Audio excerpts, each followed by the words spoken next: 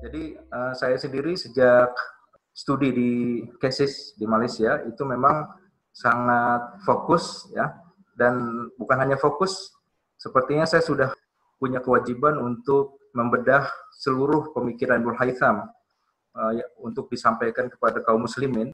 Karena itu setiap kali ada hal-hal baru tentang Ibnu Haytham, saya terpanggil untuk segera membagikan pemikiran-pemikiran tersebut, terutama pemikiran-pemikiran beliau tentang falsafah atau sesuatu yang di luar ya, jadi ini semacam panggilan gitu, panggilan atau misi atau tugas yang sebetulnya perlu oleh kaum muslimin itu dipikirkan juga, karena otoritas para sarjana Islam ya itu sekarang ini banyak bergeser kepada justru kaum non Muslim ya, di Barat misalnya. Jadi otoritas Al-Biruni itu siapa, otoritas Ibnu Sina itu siapa, otoritas yang bisa membedah pemikiran Imam Al-Ghazali itu siapa. Jadi kaum muslimin perlu memikirkan untuk merebut otoritas itu. Jadi artinya kalau seseorang bertanya tentang pemikiran Ibnu Haytham, yang sewajarnya, selayaknya ditanyakan kepada kaum muslimin itu sendiri yang punya keahlian. Ya, kalau Ibnu Sina sekarang sudah ada Dr. Syamsuddin Arif ya, beliau pakarnya Ibnu Sina. Ya.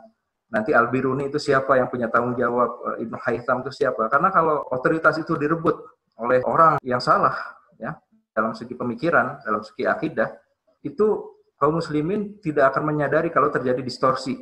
Dan ini juga terjadi pada Ibnu Haytham itu sendiri. Jadi setelah saya membaca, karena Ibnu Haytham ini sebelumnya, nanti saya sampaikan juga, itu banyak digambarkan sebagai saintis yang paling sekular ya, kalau di bahasanya Ziauddin Sardar itu adalah saintis, bukan Zaidun Sardarnya yang menyatakan itu, tapi dalam karya Ziauddin Sardar disebutkan di situ bahwa Ibnu Haytham ini dianggap sebagai saintis yang paling sekular.